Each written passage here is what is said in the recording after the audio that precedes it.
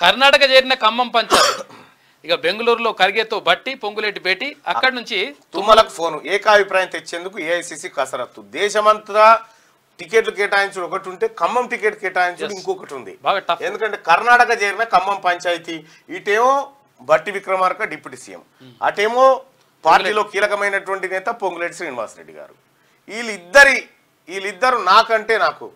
పొంగులేటి శ్రీనివాసరెడ్డి గారికి గతంలో కాంగ్రెస్ పార్టీలో చేర్చుకునేటువంటి సమయంలో ఆయన కుటుంబానికి కాంగ్రెస్ పార్టీ హామీ ఇచ్చిందని ఆయన వర్గీయులు బట్టి విక్రమార్క గారికి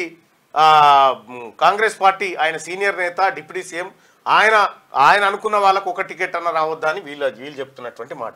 ఇక పంచాయతీ కర్ణాటక నుంచి ఢిల్లీ వయా కర్ణాటక నుంచి అయింది మరి ఇవాళ ప్రకటిస్తారా లేకపోతే